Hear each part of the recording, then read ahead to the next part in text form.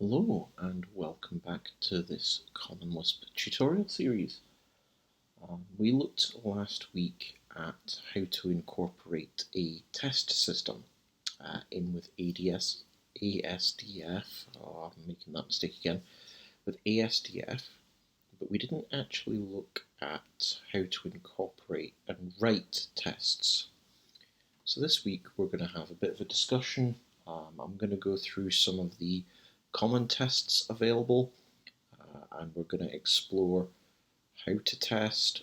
It's not going to be quite as Common Lisp specific as the videos usually are, because this will discuss testing as a whole, and it wouldn't really matter what language we were using. These are just best practices when we're testing things. Now, I was 6 years I spent 6 years as a software test engineer, so I have written test tools, some rather specialized ones at that as well. So I speak with some authority on this subject, and of course all things here generally have a pinch of opinion to them, so if you disagree with my way of doing things, that is entirely your right, but this is just based on years and years of trying to make sure that I write good quality software. Many times have I changed something and things have broken, so I personally try to get into the habit of making sure that any non-trivial software is tested, and even relatively trivial software as well. I do try to write tests, even if it's just for my own benefit. So we're going to have a look at the Rove test framework in Common Lisp. So you can install it with Quick Lisp if you haven't already. Now, Rove is the successor to Prove. I am in the wrong package there. QL Quick Load. There we go. Rove is the successor to Prove. So there was an older framework called Prove, and it's since been replaced with Rove. And now, if we had set up a def system through ASDF like we did last week, and we pointed at a directory structure that contained a Lisp file that contained testing code, this is the companion piece to that. So if you are unsure how to connect this in here, go and watch last week's video, and that'll show you how to link these two files together. So what we have here is our package as normal, and we switch into that with in package. Then we make sure we're using the Common Lisp namespace. The name of the package, in this case, it is my very small multiple equality, which I called mech. And we also want to ensure we use the Rove package, so we have access to all the testing functions. And I apologize about my voice today. My throat is feeling particularly ragged for some reason, so if I pause or get quiet or raspy, I think I shouldn't have left the air conditioning on last night. But anyway, there's a few things to Rove, and I'm not going to be able to cover all of them in this video. Some of them I was not able to get working for whatever reason. It seemed to work in theory, but didn't appear to work in practice. I'm chalking that up to maybe me not necessarily knowing Rove all that well. There doesn't appear to be a lot of documentation on it, so it really is a matter of me picking it apart and trying to figure out how best to use it. The simplest way to go is that we can write a simple test like so. We would start with def test, which is one of the functions that Rove provides, or macros. I've not really looked at it yet. We provide a name for this, just like we would provide a name to a function. We can use this testing function or macro here, and we provide a string which tells us what it is that we are testing, and then what follows is the test body inside the testing piece there. And what we're doing is we are asserting that this piece of code here, this with multiple EQ, which is a function, well, it's actually a macro that is defined as part of my mech package. It allows us to use EQ on more than 2 items. It just builds up a macro we can use, and it will return either true or false if all of the elements are equal to one another. So if we were to, I'm just going to comment out all these tests for now, just so we can see what's going on.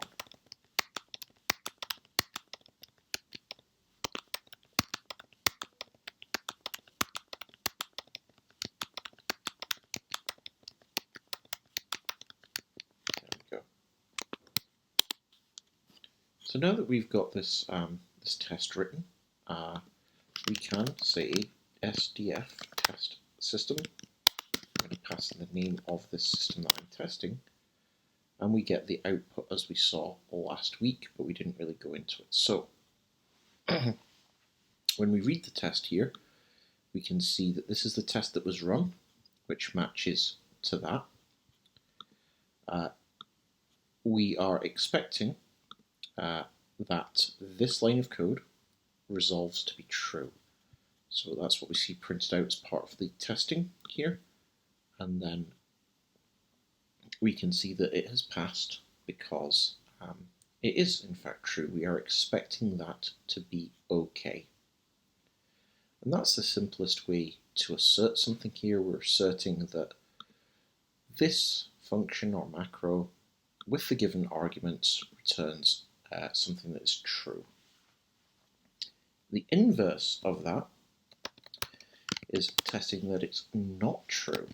So if I pass this with a number of parameters that I am expecting to give us a nil value, and I'm just restarting the interpreter just to make sure we're clean every time, because testing, in my experience here with Rove, it's possible for old tests to get stuck in the CL user namespace, so I'm just cleaning it out every time I run the tests. So we've got these here, and again we're doing def test, we're giving it a test name, we're using the testing function to provide a string, and we're asserting instead of it being true, it is false. This is like a negative, so we are testing that this will return a nil value rather than a true value. So if I run this, there we go. We've run the 2 tests and 2 tests pass. So even though we're getting a negative value back, that is expected. We need to test our code, not just that it does the right thing, also, or rather does something okay all the time. We then have to check to make sure that when given arguments that would cause it to give us a negative value, we need to check that we're getting the negative value back, because even though we generally want things to be good, we also want to make sure that all inverse conditions are true as well. And I can enable all of my tests here. I'm not going to, because they're all just variations of okay or negative, so there's nothing really new going on here. But to drill into some of what this offers, we're going to say def test. We're just going to call this fake error 1. Say testing.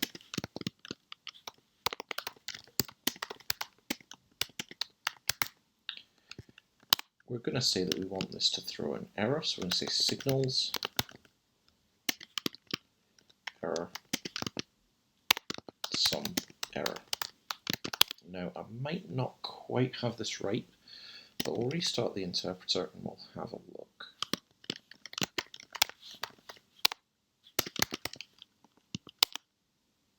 Okay, So this did actually work first time, and I live coded that, so I'm feeling pretty good that this did exactly what I wanted. But to look at this, we know from some of the earlier videos in the condition system, the 5 series videos we looked at, that if we call error, and in fact I'll demonstrate it here in the interpreter, that is how we throw an error, and we get the error condition here. So I'm just going to quit out of that. So all we're doing is we're making sure that if we called some of our code and it threw an error, and it threw an error at the right condition, perhaps we passed in the wrong argument, or a file didn't exist and we wanted to throw an error, we could have the test signal that the correct errors are being thrown, because obviously we don't want errors to be thrown in production, but we do have errors there because sometimes things go wrong. We do have to check to make sure that our program throws the correct errors under the right circumstances, or wrong circumstances, depending on how you look at this. So testing that your code accepts the right thing and gives the right return value, or the inverse return value if arguments are not right for the truth condition. We want to check to make sure the correct errors are thrown at the right time. There's another function here we could test.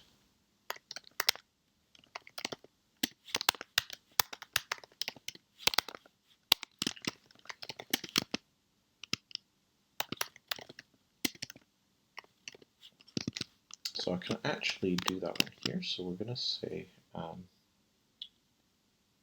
this is outputs. Say write to string. Say multiple with multiple EQ. That's what I want. With multiple EQ. 1, 2, 3. There we go.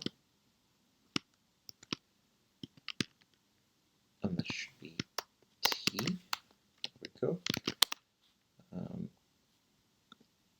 Hopefully, again, this will work first time. I may need to put the OK around it because there's some parts of the Rove framework here that you need to use OK in combination with some of these things. But this is not the case here. So, if I was to do this, write to string, that's what I want. I could take the T object, and it gives us the T character wrapped in quotes there. So that's what write to string does. And because we are passing in this here, this will evaluate T, so we're writing that to a string. Again, we can test the inverse, so we're going to rename that to 2. Say strings don't match. I'm going to say that's that, and that's going to be nil. And so if I test this now, 5 of our tests pass, because we are testing that when given that, it returns the nil object, that if we write it to the string, that's what we get. Obviously, this isn't really the way you would test a framework that only returns T or nil values. You really would just use OK and negative for these sorts of things. But if your function returns a string or something like that, or an object that you want to write to a string and compare string equality, this is the way to do that. Now, there's a few other things. Test pass 1, there we go.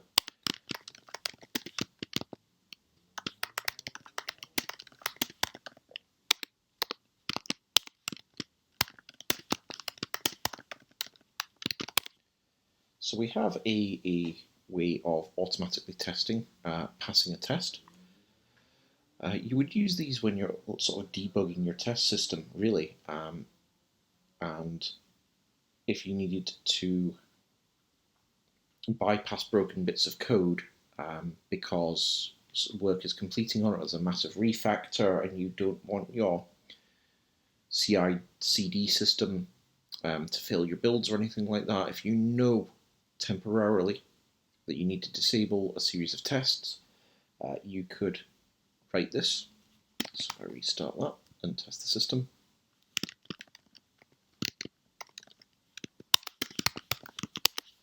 we get 6 tests passing, and this test will automatically pass because that's what it does. It doesn't matter what we put here, pass will automatically make this to be a passing test. Now, on the flip side, there is an automatic test failure. So if I run this now, and I say this test system, we get 1 test that fails. And that's because we are explicitly saying that we want this test to fail. So if you are using what's known as test-driven development very aggressively, you might actually set up a bunch of tests that you expect to write the code for later, and then you would just write a bunch of automatically failing tests that you know you will go back in after the fact and make sure you've tidied them up, and they actually use the implementation of whatever system that you are building. This is very popular in the Ruby community. Just write all your tests first, and then go back and write your actual implementation. Now this in principle, and this is where we get into some of the discussion in and around testing, in principle that is a very good idea. You absolutely should write as many tests as possible. And if you are working on a very well understood problem, it is possible for you to write all of the tests ahead of time. However, having said that, not every problem is particularly well understood. And so sometimes you don't quite know how you're going to build what you're building. You don't know all the nuanced details. And this has happened to me when I've been working on some cutting edge technology in my previous job. That is unfortunately under a non-disclosure agreement, so I can't talk about it. But in the way that we were developing the software, there was a lot of unknowns. There was a lot of problems we didn't know how to solve, and it was a very much unexplored area of computer science and software engineering. And as soon as I figured out how to solve a problem, I would write a test for it. I absolutely would. But until I started breaking the problem down and started experimental coding, like try this, does this work, try that, does that work, I didn't know even what my program would even begin to look like, never mind how to test it. But here comes the thing. If you're building something from scratch, you might not be building it with a mind to be tested. You might be building it as an experimental, is this solution even possible? So under those circumstances, it is my recommendation that as soon as a system begins to take shape, as soon as it starts to become, I don't know what the term is here, basically, as soon as you are able to introduce testing, again, that may mean that halfway through your experiment, you may need to stop, take what you've learned and build a refactored one from scratch with testing in mind, because the longer a project goes without being designed with testing in mind, the harder it is to integrate testing later.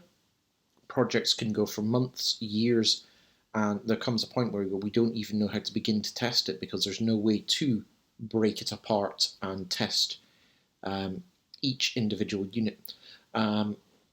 What we're looking at here, if I didn't previously mention, is what's called unit testing. We're testing individual blocks of code. We've got a function, we put some arguments in, we get a result coming back. And these are very simple tests you can use to assert that individual chunks of your program are working as expected. It's not the whole deal.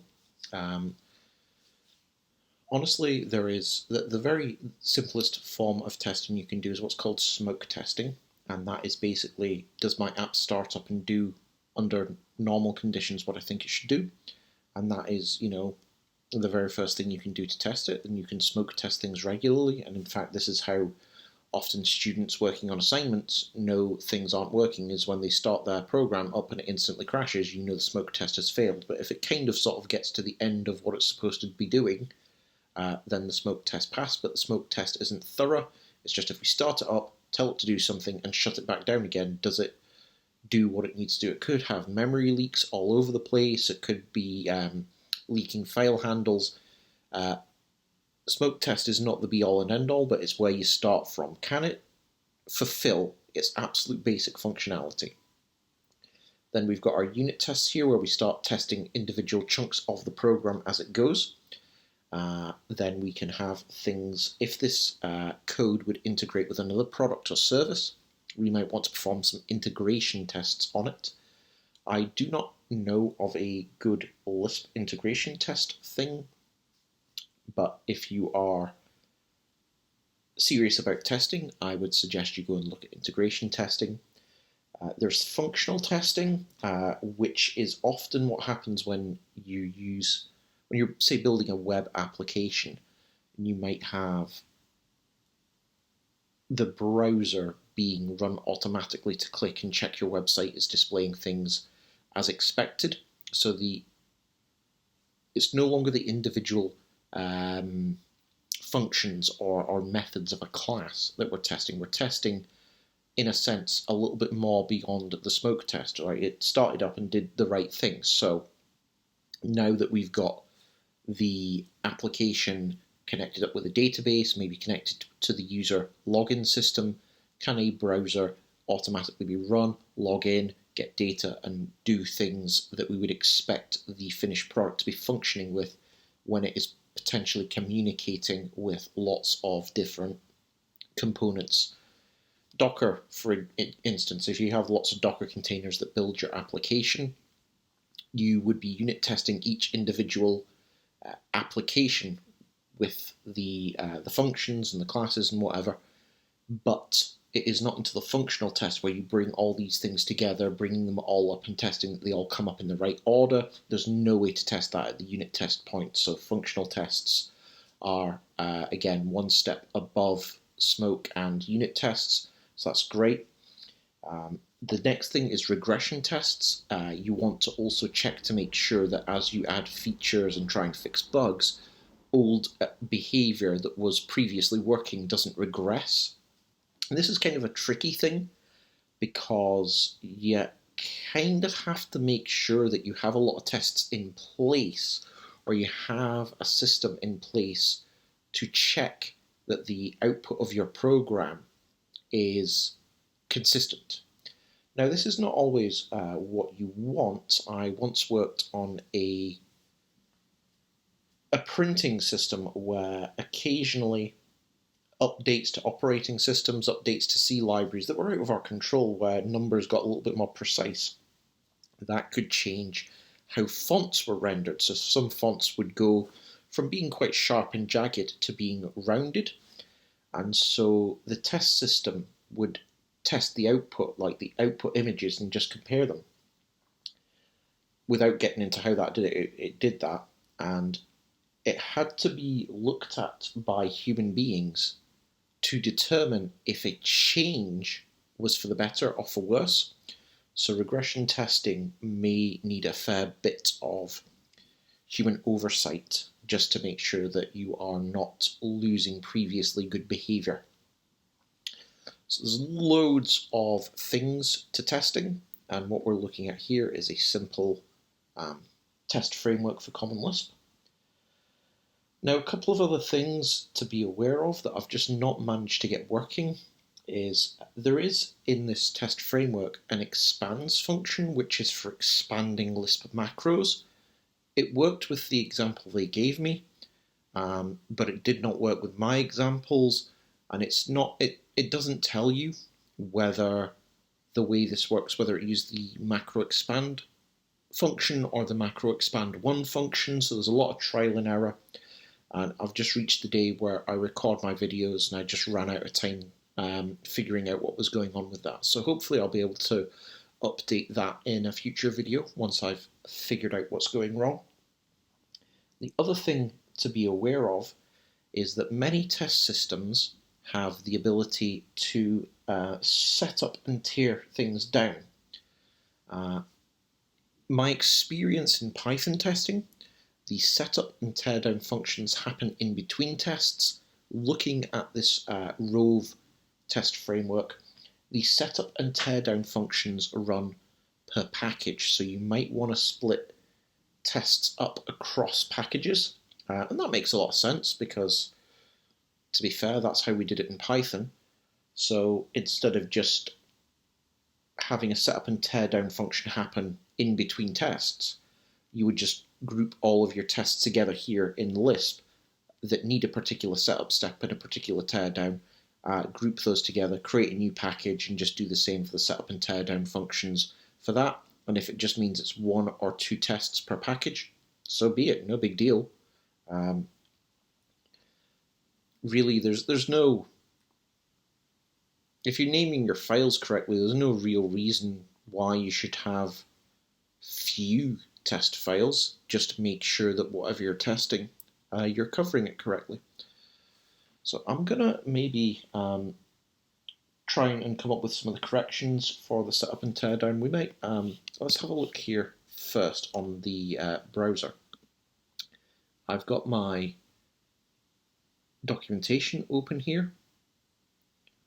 So we can see we've got this setup function here, and we've got a teardown. So really all I'm going to do,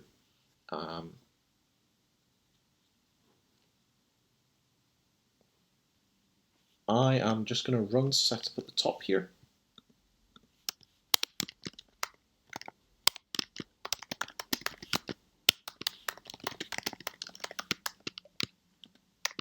And I'm going to run a teardown function.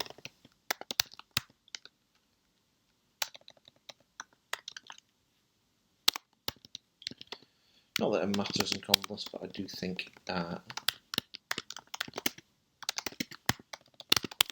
we go. So if I run this now, I'm really hoping that we will see the output as expected. But again, if we don't, I've not had the greatest luck with things. So actually, yeah, we do. We can see here that we've got my message setting up tests and tearing down tests. We can see that it runs per package. It does not run in between tests. So let's try something else. Is this just a regular program, basically?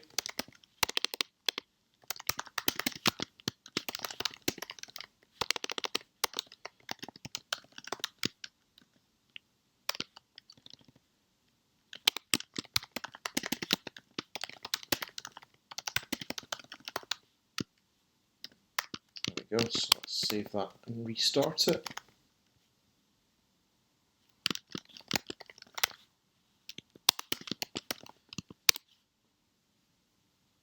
Yeah, so that behaves the way I would expect it to. So everything inside the setup here, it seems to have an implicit program, so we can run just as many as we need to, and we can see here with the teardown as well, both of the messages came out here. So if you needed to set up a directory structure or create files, establish a database connection or something, we can set it all up here in the setup function, so our test can use any resources that need to be global. And it's the same with the teardown function. After we've created those resources and all the tests have run, we can then delete the directory structure, close the database connections, do whatever we need to do to clean up after ourselves. So I hope that has been useful. I appreciate that it's been a bit of a whirlwind, and we're coming up to the half-hour mark. I'm trying not to keep my videos much longer than that. So thanks for watching. Please like, share, because it helps my channel out a bit. Thank you very much for everyone that have been watching so far. I really appreciate your support. Have a fantastic weekend, and I will see you in the next